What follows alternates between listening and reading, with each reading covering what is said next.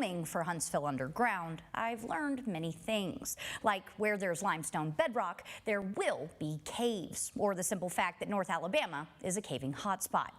Another thing I found out is there's actually two types of caving, making this a sport everyone can participate in.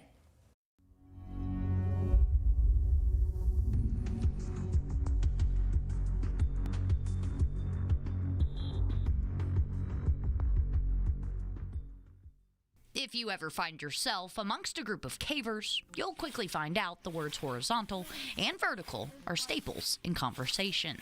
And that's because there are two types of caving, horizontal being one of them, like I'm doing right now, where essentially you just walk through the cave.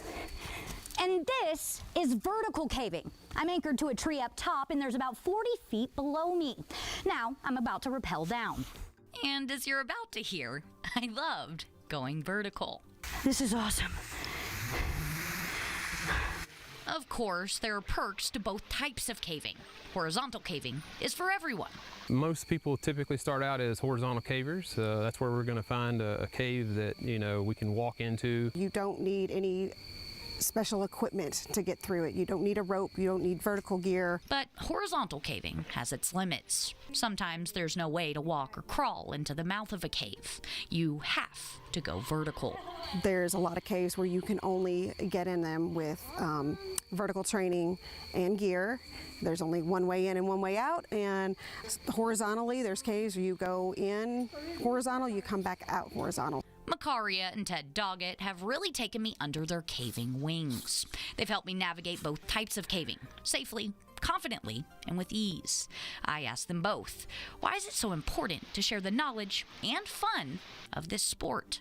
So we're extremely fortunate to be in the Huntsville area. We're very fortunate to be members of the Huntsville Grotto, especially considering the vertical caving that we really enjoy doing. We have so many people that came before us that invented most of the things that we use today, the techniques that we're using, single rope technique, using the rack, Mr. John Cole, Bill Cuddington.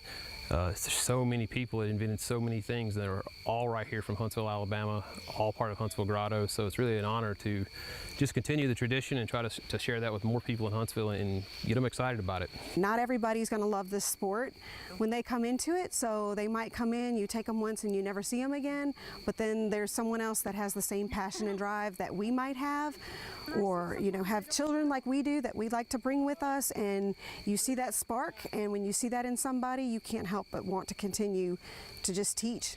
I'm Nixon Norman with Huntsville Underground, Fox 54 News. Oftentimes, caves are located on private property and or require a permit to access. So be sure to do your research before ever seeking out a cave. Make sure you have the correct gear before entering and understand that caves are meant to be preserved. So far, we've talked a lot about caving itself, but tomorrow we take a closer look at those who explore these caves.